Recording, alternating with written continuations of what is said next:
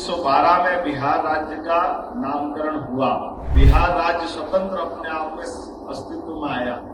एकमात्र राज्य, बोलो वृंदावन बिहारी लाल की। भगवान के नाम पे आपका राज्य, इससे अच्छा कौन सा मौका मिलेगा। परमात्मा के नाम पर हमारी सनातन संस्कृति की धारा जहां से बहती, वो बिहार की धरती है। हमें इस बात का गर्व है, इस बात का आनंद है। हमारा प्रदेश और बिहार, पहले सांदीपनि आश्रम का रिकॉर्ड सबको मालूम है। अपना सब कुछ छोड़ करके बिहार की शरण में गए, ये हमारा वो अतीत का गौरवशाली पक्ष नहीं है।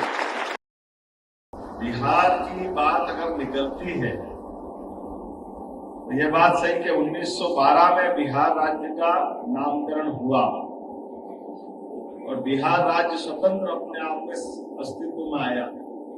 लेकिन ये 20वीं शताब्दी के पीछे जाओ तो हम आज के दौर में भी देखें, वैसे हमारे इस देश के अंदर के जितने भी राज्य, किसी राज्य का नाम भगवान कृष्ण पे नहीं।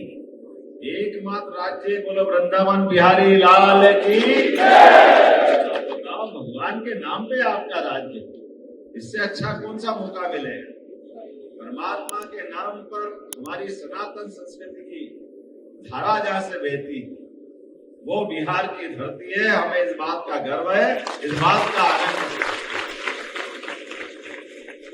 और बिहार से कितने प्रकार से मध्य प्रदेश का संबंध जुड़ा है, इसकी लंबी श्रृंखला हमारे देश के ऊपर, देश के अंदर लगातार लंबे समय से सत्ता को चलाने की जो व्यवस्था है, उस व्यवस्था के आधार पर आज का जो भारत है, इस भारत के कुछ और हिस्से जोड़ेंगे तो बृहत्तर भारत जाएगा थोड़ा आगे तक का।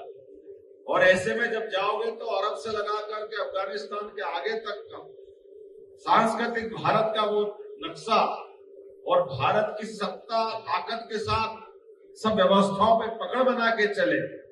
तो वर्षों से व्यवस्था बनी हुई थी। व्यवस्था ऐसी थी कि हमारे लिए सम्राट पाटलिपुत्र पटना में बैठेंगे और भावी सम्राट अपने उज्जैन में बैठेंगे। ये अवंती जनपद का रिकॉर्ड रहा। ये व्यवस्था हमारे 16 जनपदों में से सर्वाधिक महत्व का जनपद पाटलिपुत्र के बाद ये हमारे वर्तमान के उत्तर और मध्य पूरे देश के लिए, ये सारे सत्ता के सूत्र संचालन करने के लिए मध्य प्रदेश में अवंती जनपद के माध्यम से होता है। इसलिए अशोक भी सम्राट बने, उनके पहले वो 10 साल तक गवर्नर थे हमारे उज्जैन में। ये गवर्नर मतलब राज्यपाल के नाते थे, जो राजकुमार, भावी राजकुमार। और ये विदिशा, जहां से उनकी पत्नी से उनका विवाह हुआ, फिर उनके संघमित्र और महेंद्रा, जो उनके अपने बेटे बेटी, जो श्रीलंका में प्रचार करने के लिए गए बौद्ध धर्म का। कई इतिहास, कई प्रकार की व्यवस्थाओं से जुड़ा है। सम्राट विक्रमादित्य ने जब विजय पताका फहराना चालू की, मुझे इस बात का भी आनंद है, शिक्षा के मामले में हमारा प्रदेश और बिहार, पहले सांदीपनि आश्रम का रिकॉर्ड सबको मालूम है। 5000 साल पहले भगवान कृष्ण की शिक्षा दीक्षा अगर कहीं तो अवंतिका उज्जैन में हुई, और शिक्षा की महत्ता बिहार ने अपनाई तो सांदीपनि गुरु के आश्रम के समान, उससे भी अच्छे।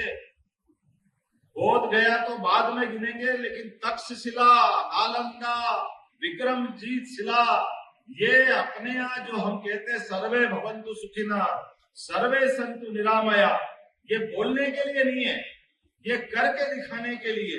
हमारे शासन के सत्ता सूत्र सभी प्रकार की सुव्यवस्था स्थापित करते हुए सभी प्रकार के जीवन में सबको ये उदार भाव ला करके, जैसे भगवान कृष्ण ने 64 कला, 14 विद्या, 18 पुराण, 4 वेद, सब उपनिषद जो ग्रहण किए थे सत्ता के सूत्र के आधार पर, वो सारी व्यवस्थाओं के लिए दुनिया के राजकुमार जहां राजनीतिक शिक्षा ग्रहण करने आते थे, ऐसे वो विश्वविद्यालय रहे, तक्षशिला, नालंदा, विक्रमजीत शिला, कहां से आते थे लोग दुनिया के अंदर।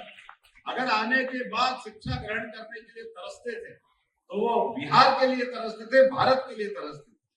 हमें इस बात की प्रसन्नता है कि परमात्मा की दया से संबंध तो इतने सारे बता सकता हूं कि मूल विषय से थोड़ा गड़बड़ हो जाएगा, लेकिन अभी जब मैं बात करूंगा तो ये भी नहीं भूलूंगा कि हमारे बीच 1000 साल बोला, विक्रमादित्य 2000 साल पहले वाले हैं, भगवान कृष्ण 5000 साल पहले वाले हैं, लेकिन 2200 साल पहले सम्राट अशोक का संबंध मैंने बताया, लेकिन एक ताजा संबंध भी है।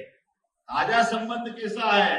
ये अपने भोपाल ताल में राजा भोज है, और हमको मालूम विधर्मियों ने जब आक्रमण किया तो यहाँ के परमार वंश के शासक और यहाँ के नागरिक देश के अंदर धर्म बचाने के लिए अपना सब कुछ छोड़ करके बिहार की शरण में गए। ये हमारा वो अतीत का गौरवशाली पक्ष